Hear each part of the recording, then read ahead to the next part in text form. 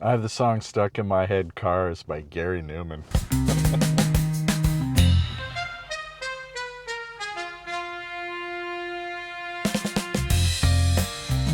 I like the acoustics in my Toyota truck, affectionately known as Frank Zappa.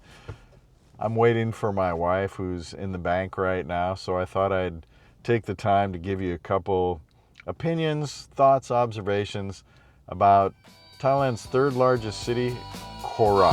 Nakhon Ratchasima, Sima, Sima. Nakhon Ratchasima, ma, ma, ma, ma. Oh yeah. Gatao, gatia. Of course, the largest city is Bangkok, followed by Chiang Mai. I hate when people on YouTube say it's the third or the second or the fourth or whatever and don't give the first one. So Khorat has, in the town, it's only less than a couple 100,000 people, but nearly 500,000 when you consider all the surrounding areas and little towns and all that kind of thing. Officially, it's called Nakhon Ratchasima, but everybody here says Khorat because it's easier. Why do they call it Khorat? Because it sits on a plateau, and that plateau goes all the way to Laos, and all the people in that area, not all of them, but most of them, understand or speak a variety of Lao dialect, and they just generically call it Isan. They speak Isan. They can say wow is to speak, so wow Lao or wow Isan. Question mark is ba, so wow Lao ba means do you speak Lao? In Khorat, they have a variety of dialects, and that is because the city is the gateway to Isan, is what they call it, Thailand's northeastern region, and it sits right at the edge of the Khorat Plateau. I've been coming here for years, and I've grown familiar with the city. I've never lived here, but it's always a stopping off point on my way to Isan. And I have to say, I'm going to give you an honest opinion. There are some things that I really love about the city of Khorat, and some things that are, well, let's just say kind of 50-50. If I were to keep the conversation sequential or chronological, I think the way to start would be getting there. That's one of the things I really don't love, and that is the drive from Bangkok. It's about 3 hours, depending, because you never know. Weather, traffic, all that kind of thing. So let's just say 3 hours. And there is not, to my knowledge, a major airport in Khorat. There is an airport, but I think it's just for local people who have airplanes and things like that. I'm not really sure. Maybe medical, also military, obviously. But you don't really get on an airplane and fly to go to Khorat. You get to drive, take a bus. It's probably a train. I don't know. There are two saving graces on the route, though. One is Farm Chok Chai. I stop there, not every single time, but most times. If I have visitors with me, one of my relatives or a friend is visiting Thailand, which is very common. We have people visiting all the time. Chok Chai, you can get the world famous curry puffs. Watch a video by OTR. He does food reviews, and he does an entire documentary on the curry puffs. They're super flaky. Like me. You definitely want to stop for that and stock up on a bunch of dairy products. It's kind of interesting. I've done a couple videos on Chok Chai. It's like a little cowboy area of Thailand. The hamburgers are decent. The dairy products are great. They have a ton of just different types of snacks that are really fantastic. Or what they're famous for, you can stock up really on the dairy products. They have a lot of flavors of ice cream, all the typical stuff, plus green tea, rum raisin, and Kopiko almond. A lot of milk products. They got strawberry milk, lactose free. Oh, strawberry milk, Banana lactose free. If you're driving from, say, Rayong, Chonburi, Pattaya, one of those places, the road going from south to north up to Khorat, it's pretty beautiful. It's a good road. It's wide. There's forests on the way.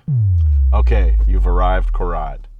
Hopefully you're not driving, because if you are, to me, Khorat is the most challenging city in Thailand to drive. Cars, bumper to bumper, everybody's trying to find a way to merge and get in, and you find yourself always doing that. The other night, I had to drive 5 kilometers out of my way before I could make a U-turn to get across the street. That's Khorat. Khorat driving, it's a bummer. You know, try and avoid it. To be honest, I find the Khorat food scene to be a mixed bag. Most of the restaurants I've been to, I've been disappointed in one way or another. I don't think it competes at all with Chiang Mai or Bangkok or even a lot of small towns in Thailand.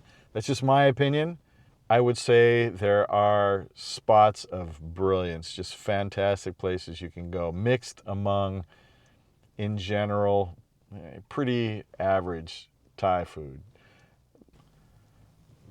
Khorat, to be fair, does have a lot of modern conveniences.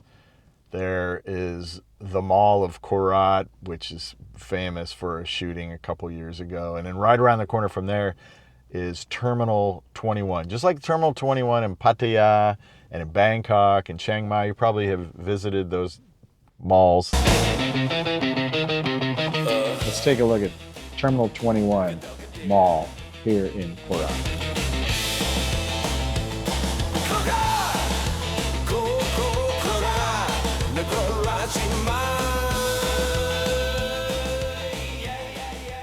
For the uninitiated, the idea behind Terminal 21, I don't know what 21 means. Anybody know?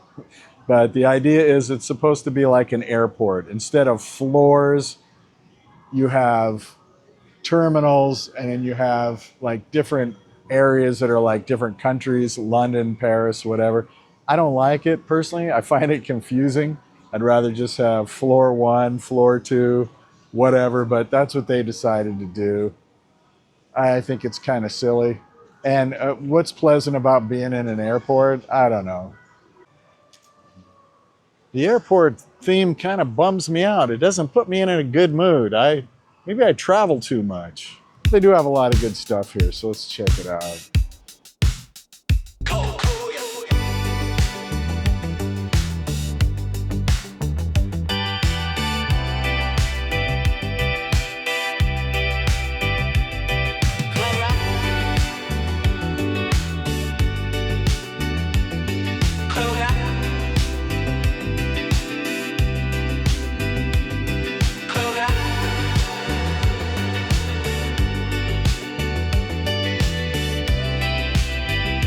They call this level 3 Tokyo, but it's the 4th floor. That's what I find confusing. So the theme on this floor would be Tokyo, Japan, right? And the first thing I see is Thai dresses, pretty cool stuff. Very nice.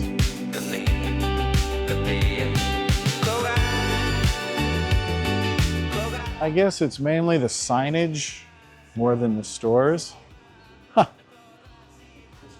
The floor below us is Mr. Donut. This floor is Dunkin' Donuts. What are we, on the east coast of the United States? There's a Dunkin' Donut on every corner. Terminal 21, it looks like an airport. It's big, giant, beautiful. I don't like the concept in general of, hey, this is designed like an airport. Airports to me are not pleasant places to be.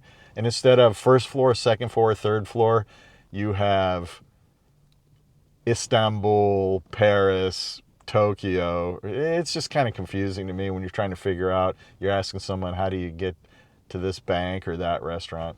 And speaking of restaurants, I was not impressed with the variety of restaurants in Terminal 21 Khorat. It's a lot of the generic kind of stuff, Yayoi, Chester's, KFC.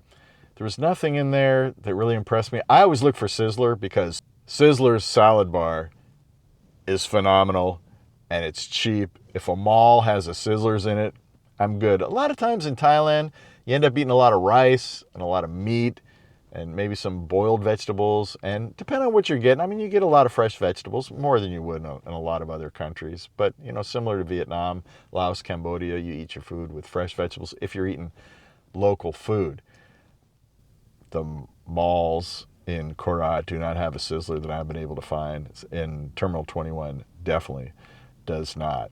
Another thing that Khorat is really good for is a jumping off point to visiting some of Isan's ancient historical and archaeological sites. One of them is Pi Mai.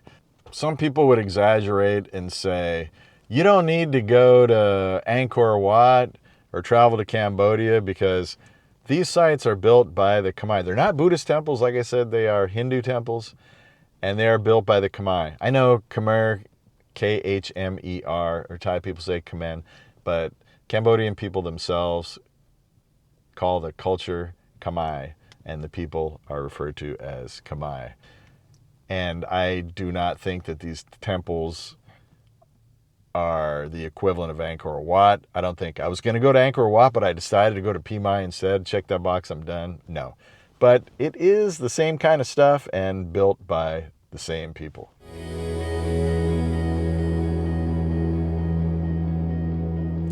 Here's the bottom line. Khorat will not blow you away with their food scene or nightlife. Although there is some. There's a Tawandang here. I always love Tawandang. But if you want a modern town without the sleazy kind of expat vibe and a place where you can chill out and exercise and meet friendly people and visit some really cool archaeological sites and learn about the history of Isan, Khorat is not only worth a visit, it's kind of unavoidable if you're going to Isan. So visit Khorat.